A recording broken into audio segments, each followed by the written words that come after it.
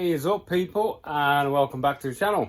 Right, so where we're at now, I have been just plodding along a little bit because I've not been that good. So we are, the new diff mount's fitted, all painted up, looking good.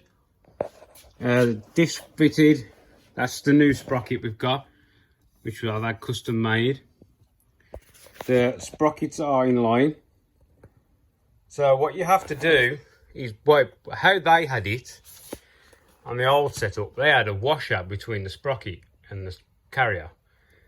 That's not ideal. So what you do is you get this firm in its place. Hang on, let me just take the sprocket off. And then this front sprocket, you machine to size. Yeah, see how it's got a big bit there? A little bit. So you basically machine that in, take it in until it gets in line. So that's how you do it properly. You machine the front sprocket in to match the diff. Now I haven't put a chain on it because the amount of dust I kick up all the time. So we don't want a nice new chain getting all dust in it. So basically that is ready. All the hardware's in, the adjusters are on down the bottom. Done, solid. Shaft angle, much better. We have our ball joint droppers from end off. That's two, not just one. So that can go on. Not yet though. We have our steering column mount. So what I'm doing here is, this is just in the joint down there, and I'm just using this for measurements. This is what I just use for seeing where I want stuff to be. We are pretty central on the seat. Yeah. So then what we need to do is I'm making a whole new shaft. So I've got that. I have made this. That goes into the joint. Yep. The steering column, I'm having to change the snap off boss to a smaller one. So that's machined already. And what we've got here is 19mm, 3/4 inch CDS, thick wall CDS. That is what we're going to make the column out of. So we've got to get our length, cut it, and basically insert that on the other end, weld it, drill it, pin it. Then we'll have our steering column. Then once we've done that, we can properly mount the pedal box. At the minute it's just sitting here, so I know I can get it where I want it to be. Then we're going to start making this aluminium plate. I've got my sheet out.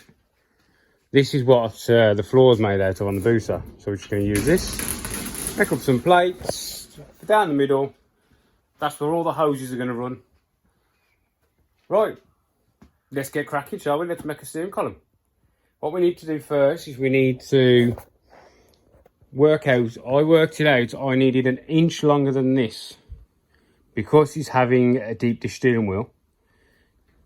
So when the steering wheel's off, it's got more room to get in and out. So we're going 1 inch longer than that. So we need to work out from there to there, get that length, get that cup chopped out of that, bosh that in, TIG weld that up, and we get doing it. Right then, let's get some measurements, shall we? Right then, so what we got here is my rod, which was 21.5 inches. And we've got the one fitting in, and the other fitting in.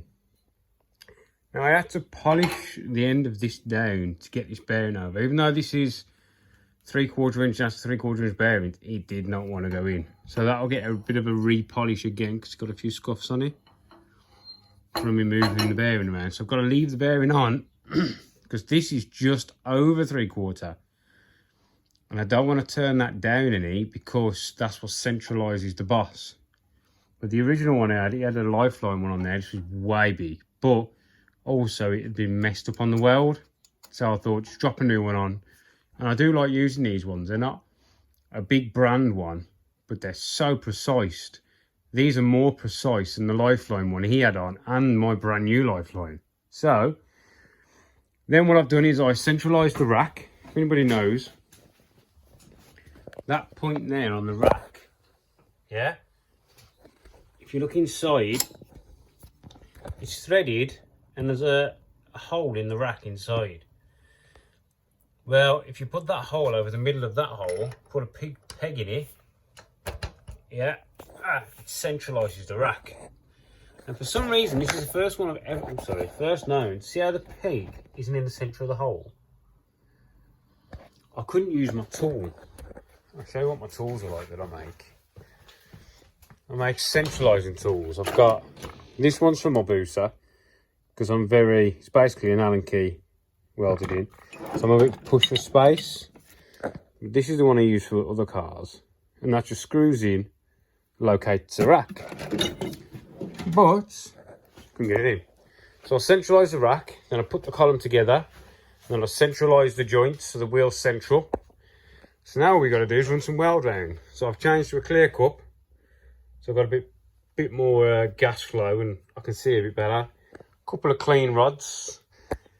Probably run that about 85 amp, 90 amp. See how we go from there. See if I think there's enough heat in it. We'll rock and roll, shall we? Fire the old dusty girl up. Got the argon on the go. I do need to top up on my argon, because there's not a lot in there. There's a bit of flow up on it. Right then, let's get this welded up, shall we?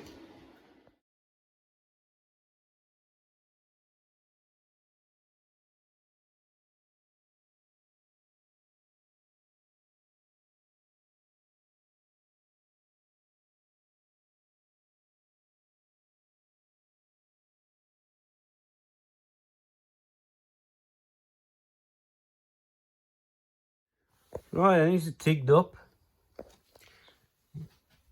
Ain't come out too bad. So I'm going to do now is let these cool. Then we're going to drill and dowel both ends. It's just precaution. I mean, the odds of that ever breaking, very minimal. But you've got to have a backup. You've always got to think when you're building a race car, what's my backup?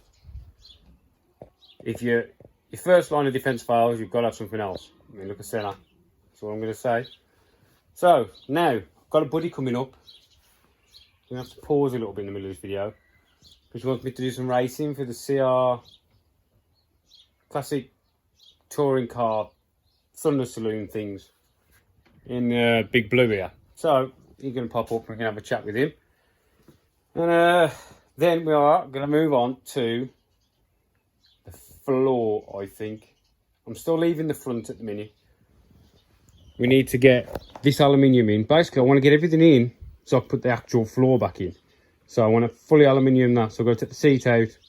Once the column's been tested, we'll have the seat out so we start making the aluminium for the centre. I'm going to jump on and see how far my aluminium is. I need, because this has got to be ground and I've got to weld plates on for the oil tank. But I'm waiting until I've got the oil tank. You know what I mean? Right, so let that cool. I'm going to pop it in the milling machine. I'm going to drill it, dowel it. I'll probably use solid bar dowel just because it's steering. And then whip the seat out and we'll get back to you. See you in a minute. So I've got to show you this for me setup for me doweling. So I've got 2 V-blocks and a parallel because the tube isn't as deep as the V-block, so I have to put parallel in. And I did the one. And then want to put the other end in, make sure it was vertical. I'm just drilling through this one there. And this is what we're going to use. 316 stainless rod. That's what I normally use for my dowels, because it's just solid. There we go.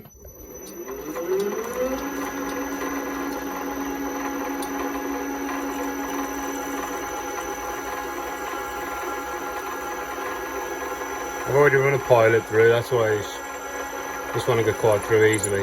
Go through quite easily.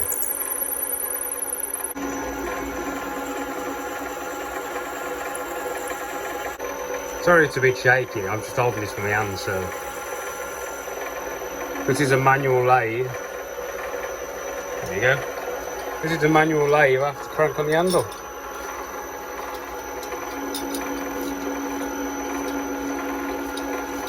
It would be nice to change it to auto feed, but it's not worth it for the amount of time I actually use the thing. Right, let's get this out, shall we? Right, so here's my 2 pins. Faced them and chamfered them because why not? Now what I'm going to do is press them in there in the vise. Job's good. So there we go. Custom made.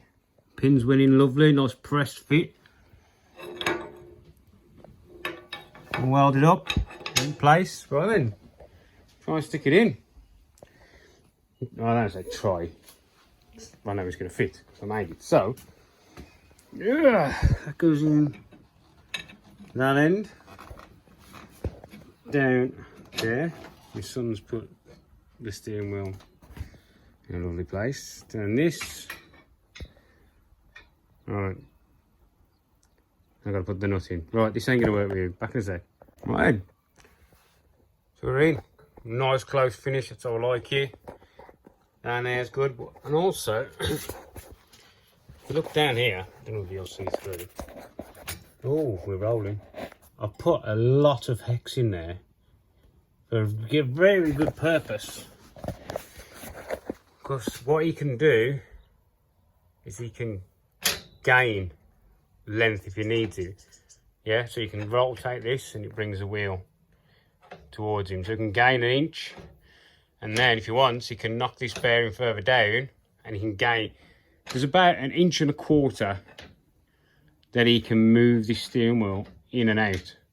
And then this can move up and down, the bearing can slide. So it's quite a lot. You can come in and out 1.25 inches, you can come up and down, left and right. So there's a lot of manoeuvrability now in this steering column, where before there was none.